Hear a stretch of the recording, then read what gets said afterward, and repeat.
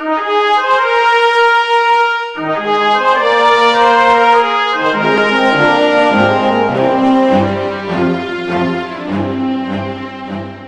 dia.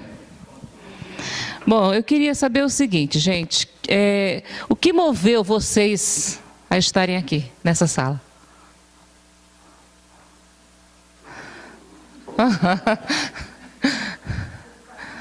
Educação especial. Uhum.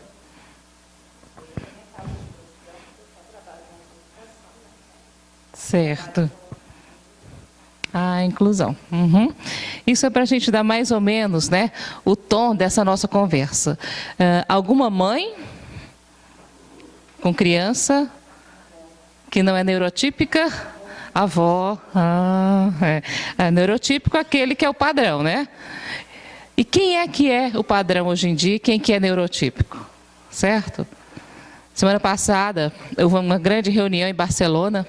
Os estudiosos de educação da área do comportamento, eles se reuniram para mostrar a última estatística. De cada 150 humanos, um já não é mais neurotípico. Então, a tendência da humanidade é esse processo de mudança.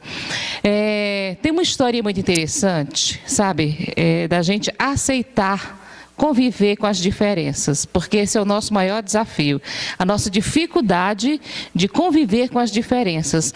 E essa dificuldade, ela é tão explícita no nosso dia a dia, que quando a mulher está grávida, o que é que perguntam para ela? O que é que você quer, menino ou menina? Aí a gente diz o quê? Tanto faz. Para a mãe, tanto faz, ela vai amar incondicionalmente. E aí o que a gente diz para ela de volta? Isso mesmo, vindo com saúde está bom. A gente colocou a condição. A saúde. Se vier com saúde, plano A, sem saúde, plano B. O espírito que vai chegar, ele já sabe se vai ter um lá ou não, se vai ser amado ou não, se vai ser amparado ou não, certo?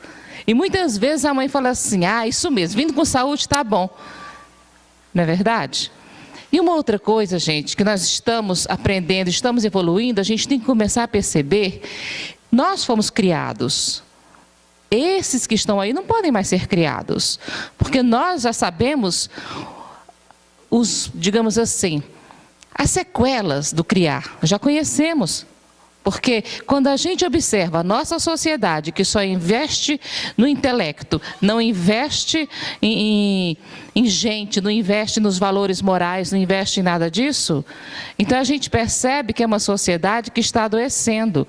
Quando a gente ouve na TV os relatos de violência na escola, quando a violência chega na escola é porque ela saiu de um lugar que foi o lar. Então, isso significa que nós precisamos rever, sim, o nosso estilo de vida. Portanto, não dá mais para criar. Por quê? Por que todo esse desacerto? Porque a gente quer criar. E a gente tem dificuldade para fazer o quê? Para educar. Então, eu só queria iniciar contando um case. Eu vou pedir para a Renata relatar, tá? Essa história, para a gente ter uma ideia do que você pode e até onde nós podemos trabalhar, modificar. Porque é para isso que a gente está aqui. Não é para repetir velhos padrões que nos passaram, família, sociedade. É para mudar com os conhecimentos que a gente tem. Olha, gente, esse é o tema de hoje, é o acolher, como eu disse. Quando a gente cria, a gente distancia. Quando a gente educa, a educação, ela é de duas mãos. A gente se educa e educa o filho, ou o neto, né? Que assim seja, né? Nessa fase. O primeiro filme, eu queria comentar o seguinte, nós não sabemos como lidar. Olha, só voltando, quando nós estamos aqui na Terra, nós temos 8 nascimentos. A gente não nasce uma vez só. O nosso psiquismo exige 8 nascimentos. E cada nascimento, a gente vai precisar passar por um desafio. Portanto, o resultado da nossa vida durante o estágio adulto é decorrente de como nós fomos passando esses nascimentos, de como nós fomos alimentados, certo? Na família, se a família criou, se a família educou. E da vivência, claro, que nós trazemos, né, das outras vidas. E uma das coisas interessantes é que nós não temos paciência. O Jean-Jacques Rousseau, que era o mentor intelectual de Pestalozzi, de Kardec, ele dizia que educar não é ganhar tempo, é perder tempo, certo? Então a gente vai ver esse vídeo e eu vou fazer uns comentários sobre ele.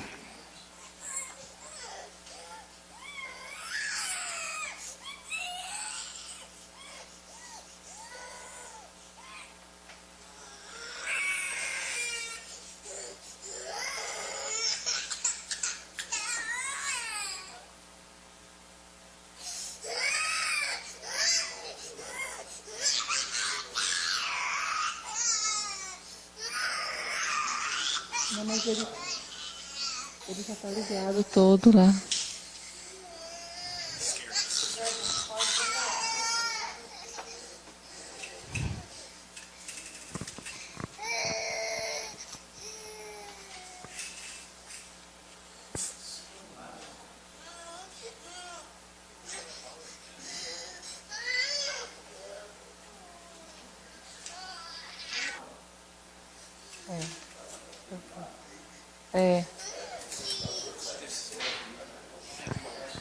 Deve ser na caixa de som. Chama o moço, porque deu problema antes. Mas, enfim, já deu para entender. O som, na realidade, a criança chorando, né, desesperado, né? Isso aí a gente está habituado. E o pai, a tranquilidade do pai, para passar a tranquilidade para esse espírito, né? Essa meninada que está chegando, começou a chegar dos anos 70 para cá, eles trazem alterações no lobo frontal, certo? E nas conexões com o resto do cérebro e também no hipocampo. O hipocampo é o responsável pelos sentimentos, pelas nossas emoções. Então essa meninada aí, gente, eles têm muito QI, muito inteligentes e pouco QE. O quociente emocional é muito baixo. Então a gente tem que estar muito harmonizado, muito estruturado para poder lidar com a situação dessa. Porque o que ele quer no final? Amor. Ele abraça o pai. E o que a gente faz? A gente briga, a gente bate, a gente reclama da criança e esquece de estar tranquilo, conversar com ela, né? E depois finalizar com aquilo que ele precisa, que é o amor, né? O afeto. E essas crianças, elas apresentam uma série de transtornos, né? São que a gente pode perceber no dia a dia. É uma criança que tem uma série de dificuldades.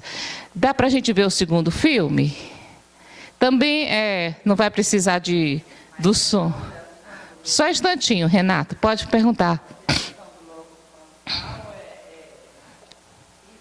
Física, o espírito já imprime no corpo, né, esse padrão. Sim, todos eles têm essa alteração. Aliás, esse exame, na realidade, ele só é detectado no PET scan. Como é uma máquina super sofisticada e caríssima, existem poucas no mundo. Então, a Associação Americana de Psiquiatria desenvolveu um teste, que é o DMS-4, agora vem o DMS-5 e o DMS-6, que é o padrão. Pelo comportamento, você vai percebendo quem é essa criança. É um bebê que, quando chega em casa, ele chora demais, tem muitas cólicas, muitas gases, ele demora para arrotar, depois vem um refluxo, né? Aí, para dormir, ele tem um sono inquieto, ele não para, ele se mexe o tempo inteiro, arranja os dentinhos, ele vai crescendo, ele levanta, dá uma voltinha, deita, vai dormir, fala dormindo. Às vezes você procurando o berço, ele está embaixo do berço, né? E então são todos os comportamentos que a gente vai observando, né? Um outro comportamento eu vou falar em cima dessa garotinha aqui, que a gente... Eles estão nascendo 70 para cá.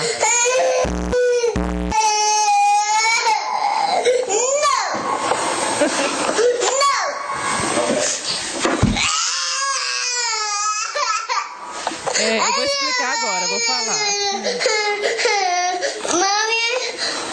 Mommy, I want this dress on.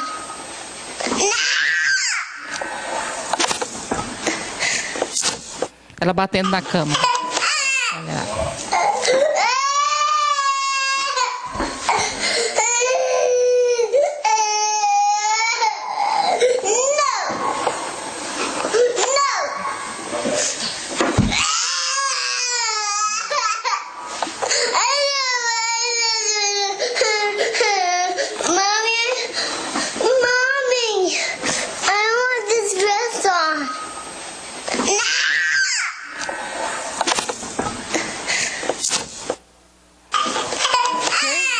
Bom, pode desligar. A pergunta é o seguinte: não o nosso corpo está em mudança, certo? Pegando aí o link da Renata, que é dentista, a arcada dentária nossa mudou. Pé da mulher aumentou. Arezzo está lançando coleção até 42 agora. Porque as meninas de 13 anos calçam 42, 41. Né? Então, segundo a Organização Mundial de Saúde, é o cérebro do ser humano que está em evolução. Não é doença. Esse pacotinho que é hiperatividade, né? Por exemplo, há 3 meses atrás chegou-se à conclusão que não existe déficit de atenção, existe congestionamento de pensamento. São tantas informações no cérebro que a pessoa distrai, se perde. Então não existe, né? Por exemplo, dislexia, descalculia, dislalia, isso não é doença. Nós dizemos que é doença, mas não é doença. Eles fazem parte desse cérebro, desses espíritos que estão chegando agora, gente. Eles estão passando uma dificuldade muito grande, mas sabiam, porque dentro do processo evolutivo alguém teria que fazer esse papel, né? E as mães também sabiam que trariam esses filhos, certo? Agora, eles trazem alterações, disfunção da integração sensorial. Todos os sentidos, visão, paladar, tato, olfato, tudo alterado. Como é que a gente percebe? A briga dessa menina, por quê? Pelo vestido. Vestido apertado incomoda. Eles adoram roupas largas, roupas confortáveis. Quando você compra uma roupa, ele pede para cortar a etiqueta fora. Ele detesta tomar banho de chuveiro, escovar dente, pentear cabelo, né? A gente começa a chamar eles de porquinho, né? E vai rotulando dentro de casa porque a gente não entende quem é a criança, né? E é uma criança que não sabe dar laço, não sabe dar nó, não sabe amarrar cadarço, não sabe abotoar, não sabe se vestir, não sabe se despir quando deveria. Ela não sabe o que é quente, não sabe o que é frio, ela joga comida quente na boca. No frio ela está de camiseta, no calor ela está com cobertor. A claridade incomoda, barulho fora de hora incomoda, né? Então, eles são extremamente curiosos, adoram e vão investigando e querendo saber, e eles usam o corpo como instrumento dessa investigação. Portanto, saiu recentemente um livro na área da saúde mostrando o que as crianças de hoje conseguem engolir. Olha, tinha de tudo, até colherinha de café. Tá? De tudo. Por quê? Eles vão enfiando. Põe na boca, põe no ouvido, onde tem um buraquinho eles enfiam, né?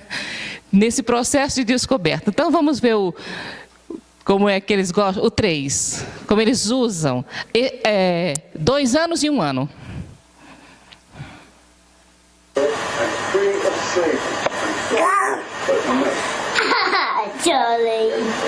Charlie bit me. Charlie me mordeu.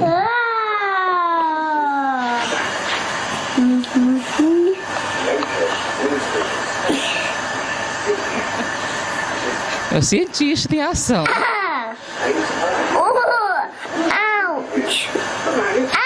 Ouch! Ouch, Charlie! Ow! Charlie! That really hurts!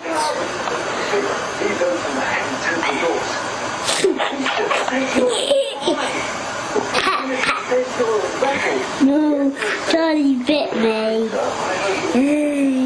And that really hurt, Charlie. Olha, gente, olha a doçura desse menino. Ele foi explorar, foi mordido e ainda disse assim: Charlie, você me bateu e doeu. Você me mordeu e doeu, né? E a gente vai encontrando espíritos assim, entendeu? Mais tranquilos, né? Bom, pode tirar.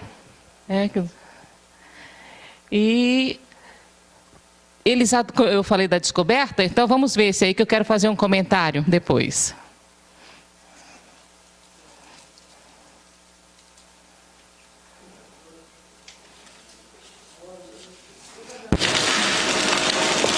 Não, é macarrão.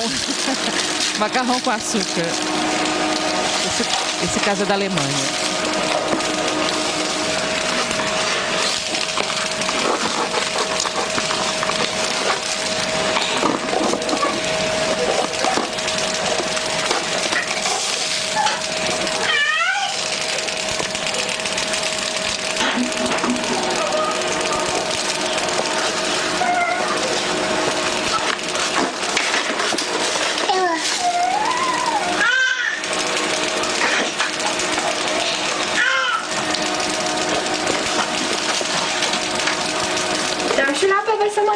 Sahar? Duydum. Deixa daim, bebe. Dai la bebe Sahar.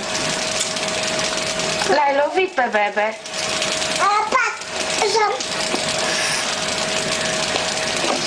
E dai sa pape. E buoni, buoni.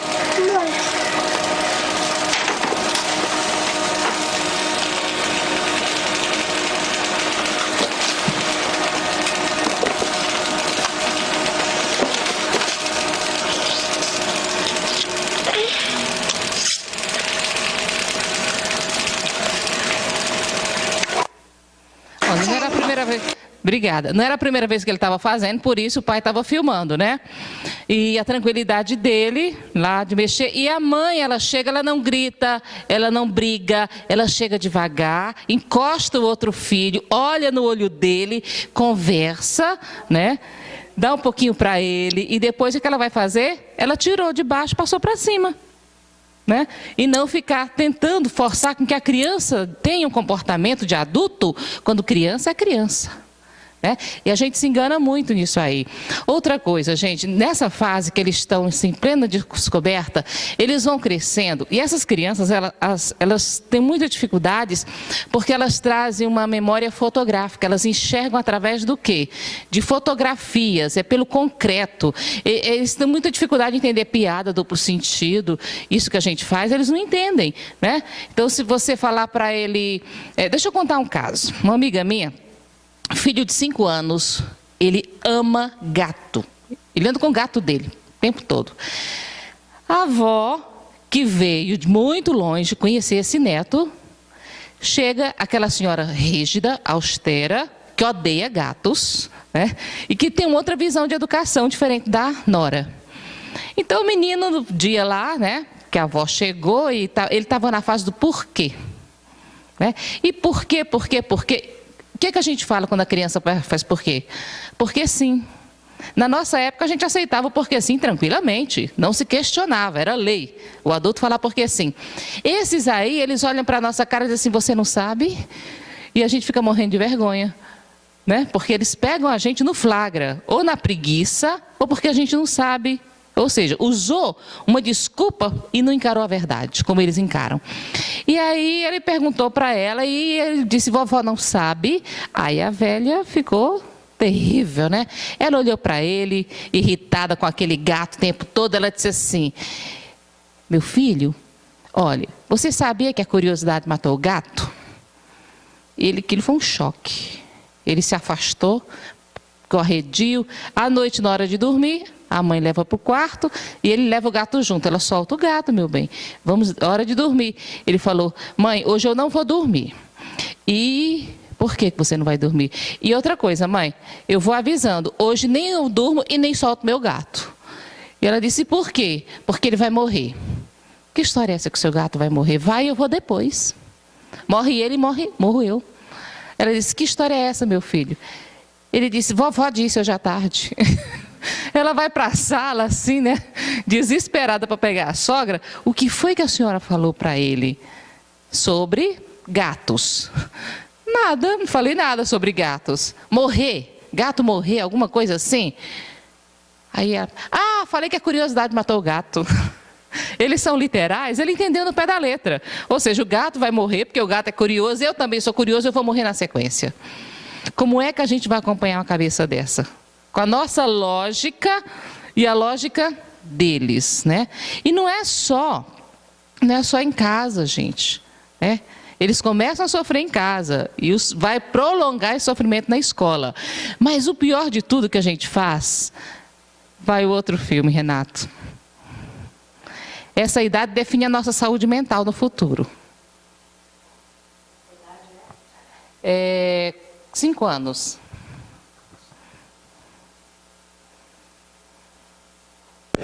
This is where everybody ends up.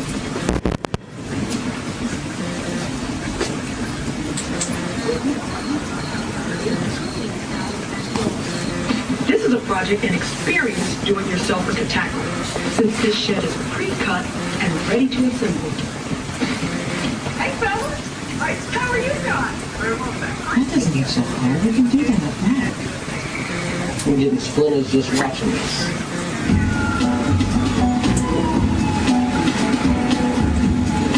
Tem televisão, tem rádio, It looks like you're attempting to make tem cachorro. Not a done deal. When it gets done, couldn't have done it without you. We just maybe go grab some lunch and toast.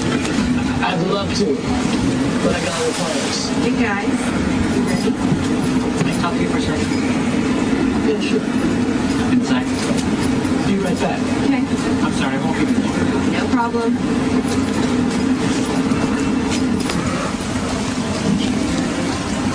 Okay, what is it? Are you aware? Bom, a hora de dormir. Eles têm uma dificuldade muito grande para adormecer, certo?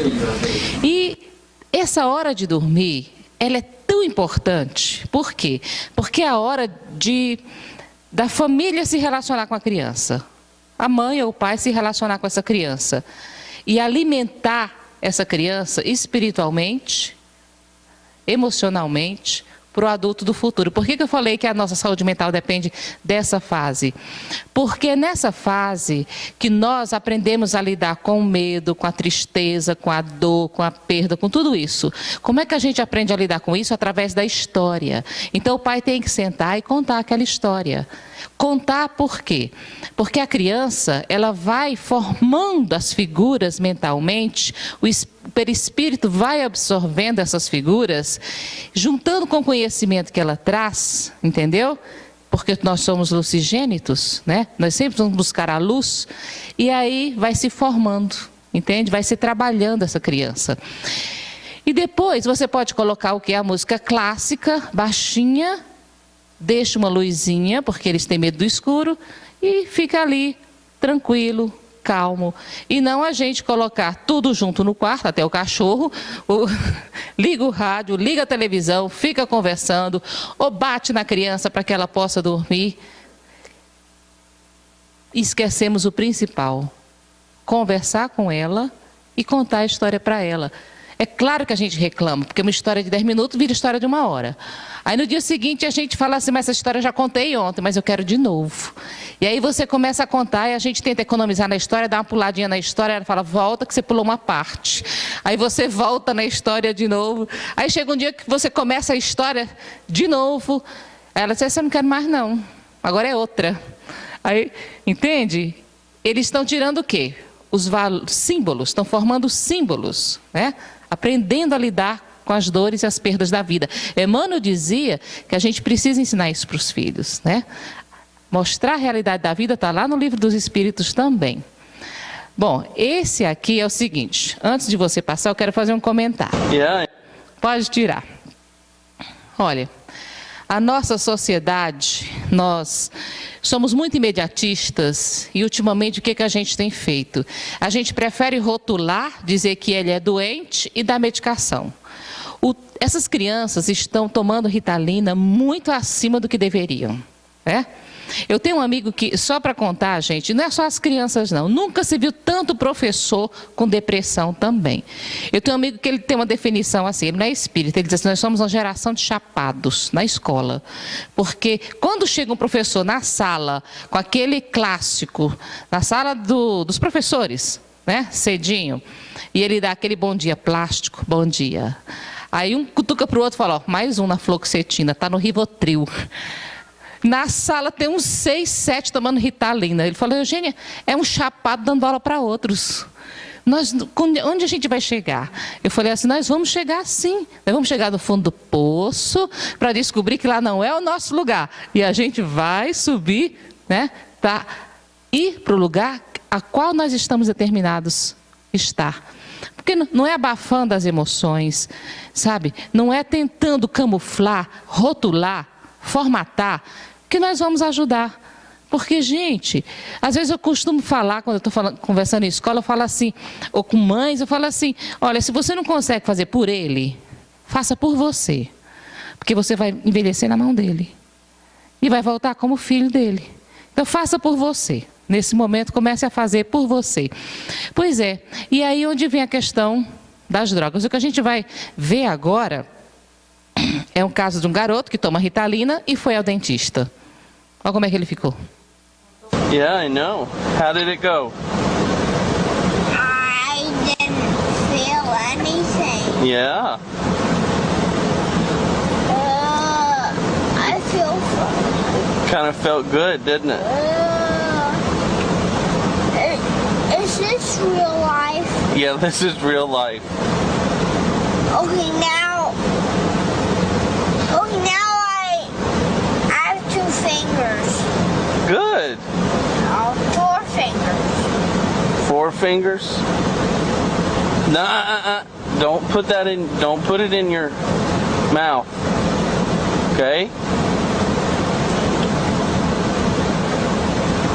You feel good? I can't see anything. Yes, you can. Stay in your seat.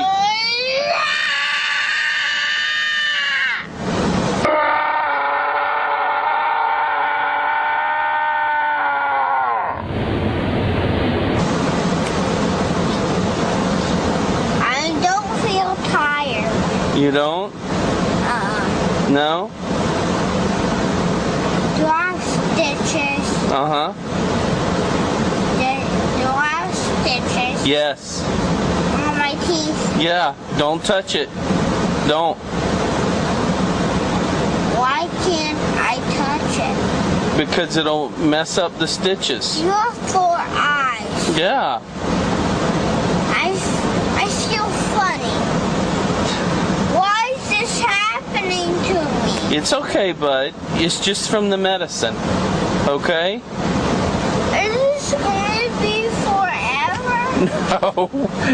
No, it won't be forever. Vocês acham que ele precisa de remédio? Com um raciocínio desse mesmo? Renata, explica aí o que acontece. Yeah, Já que I ela é know. da área. How did it go?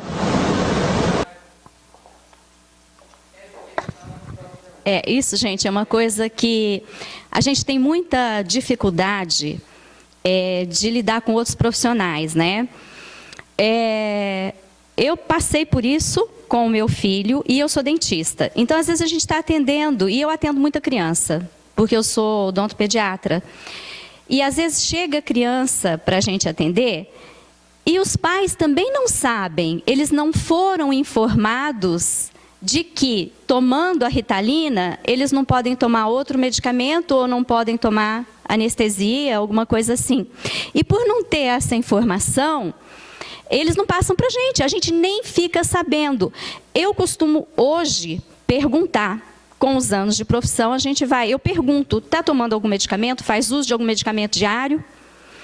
Mas, às vezes, no corre-corre, a gente não lembra de perguntar. E essa criança tomava Ritalina. A Ritalina, associada com anestésico, interfere no sistema nervoso central. E acontece isso que aconteceu com essa criança. E pegando um gancho daí, voltando para o meu filho, ele tomou Ritalina por um período muito curto, porque ele não, com a Ritalina ou sem a Ritalina, ele ficava do mesmo jeito. Então, eu decidi não dar Ritalina. Porque pelo médico, eu teria continuado dando, eu não dei. E não me arrependo de não ter dado, porque não modificava em nada, ele ficava do mesmo jeito. Olha, pula esse vídeo, o outro, esse aí. Vocês vão assistir o teste do Marshmallow, que foi como começou e foi codificado 30 anos de Harvard de pesquisa da inteligência emocional. Partiu crianças de 4 anos eram levadas para a sala. Só um pouquinho, Renato. Você não vai entender. Crianças de 4 anos eram levadas para a sala e dizia o seguinte: aqui tem um marshmallow, você pode comer. Eu vou sair, eu tenho uma tarefa. Quando eu voltar, se você não comeu, eu te dou outro. Mas você pode comer esse aí, esse já é seu. E aí eles ficavam observando o comportamento dessas crianças, acompanharam 14 anos essas crianças para perceber a importância de estar equilibrado emocionalmente. Então, pode passar.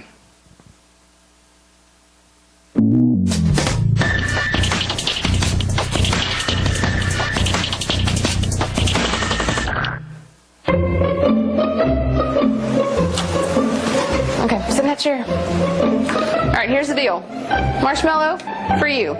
You can either wait, and I'll give you another one if you wait, or you can eat it now. When I come back, I'll give you another one, so then you'll have two. But stay in here and stay in the chair till I come back, okay? All right.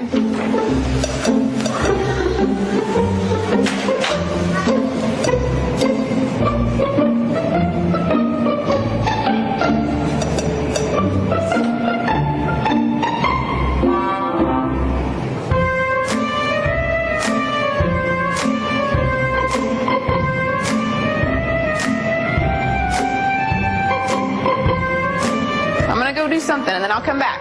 It smells yummy. It smells really good.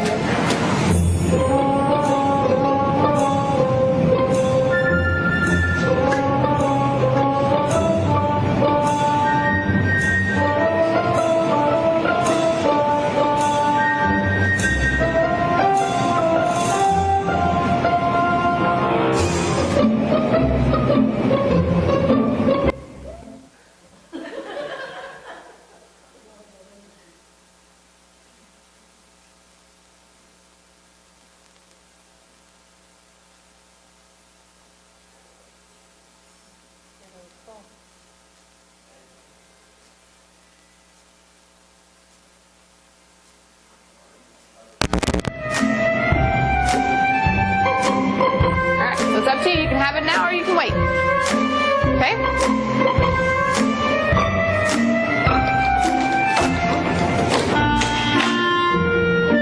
I'll be back. Stay in the chair, okay? Okay.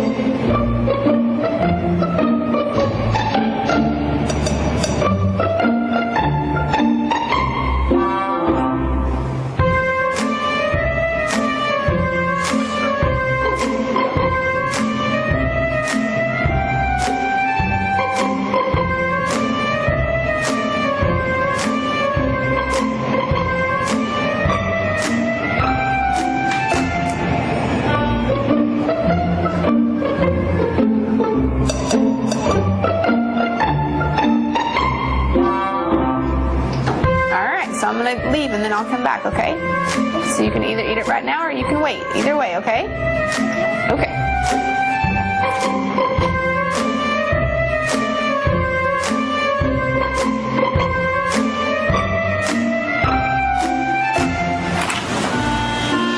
How'd you do?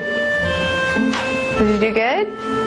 You did? Yeah. You wanted to eat it, didn't you? Yeah. So did I tell you to give you another one? Okay, now you can have both. You need them.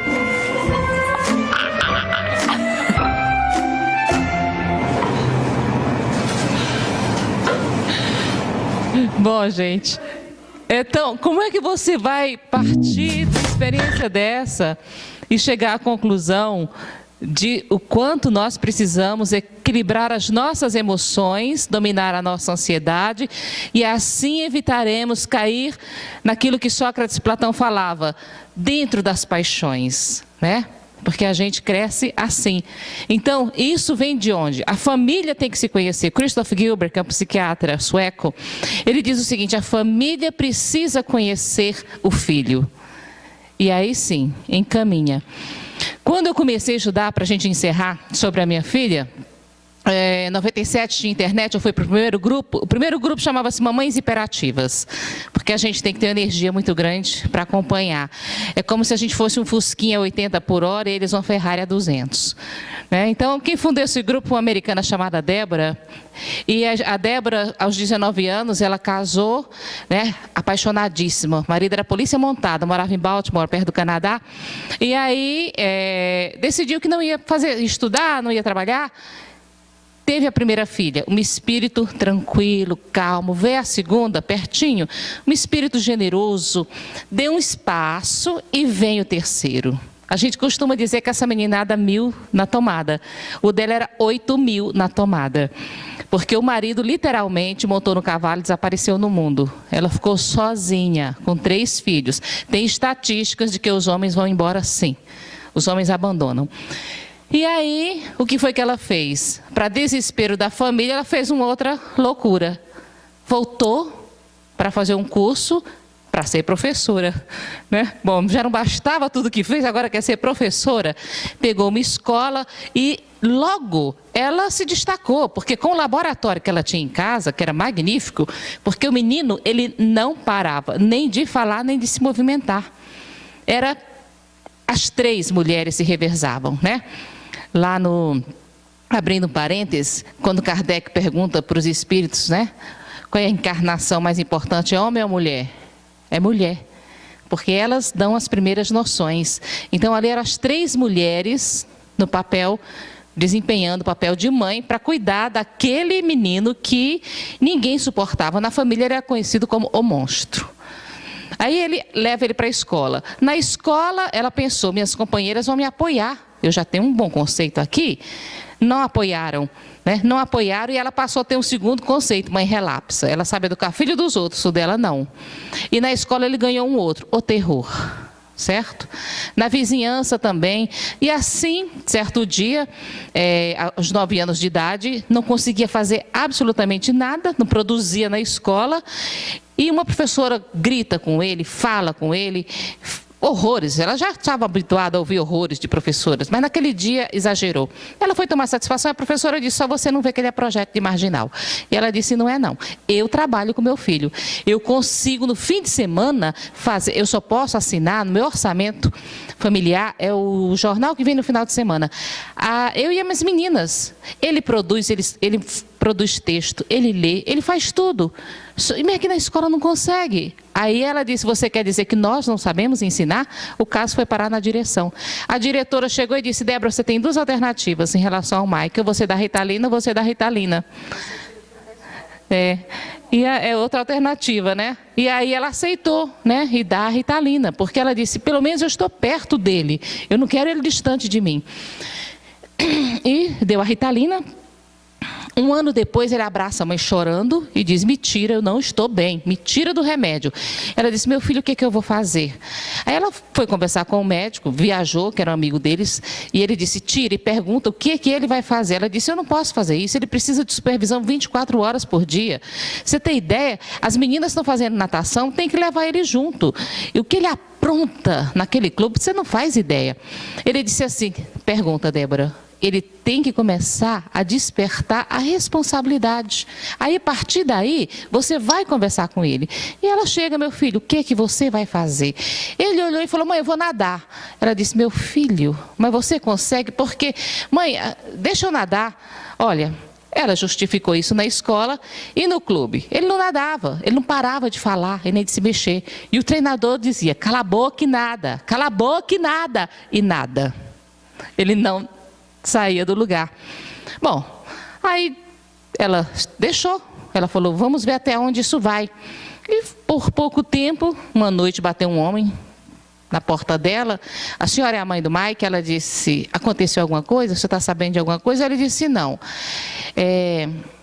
Eu queria falar sobre seu filho, encantador. E começou a falar uma série de adjetivos que ela disse, pare, o senhor está procurando o Mike da outra rua.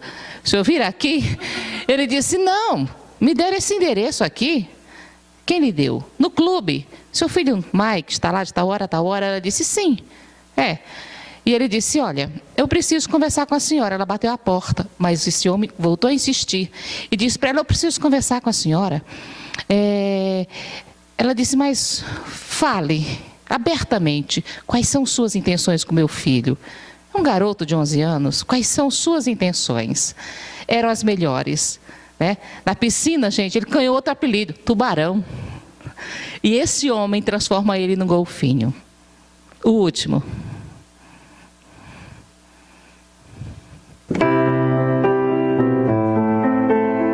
Michael Phelps. I've heard there was a secret chord that David played and it pleased the Lord, but you don't really care for music goes like this, the fourth, the fifth, the minor fall, the major lift, the baffled king composing hallelujah, hallelujah, hallelujah, hallelujah, hallelujah.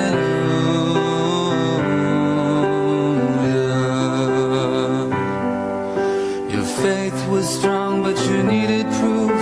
You saw her bathing on the roof, her beauty and the moonlight overthrew you. She tied you to a kitchen chair, she broke your throne, she cut your hair, and from your lips she drew the hallelujah, hallelujah, hallelujah, hallelujah, hallelujah.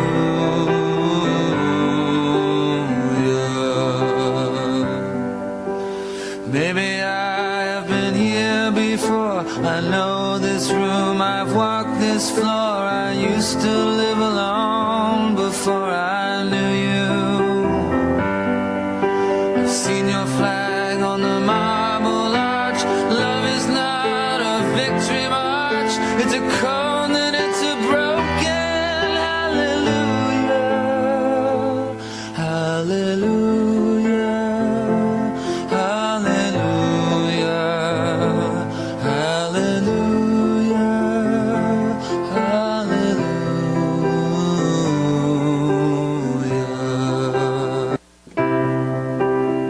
Olha, foram 40 exames antidoping, né? O maior atleta que já existiu. Como é que ele consegue respirar embaixo d'água? Mas a gente respirava na barriga da mãe, só desaprendeu, né? E no dia que ele calou a boca, ele conseguiu, né? Não sei se vocês viram dos braços, calar a boca e nada.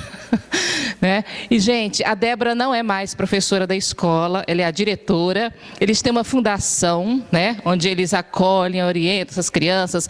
Vocês devem ter visto Michael Phelps metido em confusão recentemente, numa festa. Eles são ingênuos, né? Passaram ali um cachimbo, ele pegou o cachimbo e tinha uma pessoa já filmando e jogou na internet. Hoje ele não sai mais sozinho, ou com ela, ou com uma das duas meninas acompanhando. E outra coisa, quando ele pegou a última medalha, ele chorava muito. E os jornalistas, porque a gente acha que sucesso, sabe, sucesso é ter dinheiro, é ter fama. E por conta disso, a gente cai na vida da ilusão e perde a chance de educar. E ele chorando, e ele disse para o jornalista, disse, você está chorando por quê? É de emoção, porque agora você é um homem célebre, um homem rico. Ele disse, não, eu chorei porque eu vi o filme da minha vida. 3 mulheres não desistiram de mim. A mãe e as 2 irmãs. Tá? Então a gente finaliza a nossa parte. Muito obrigada.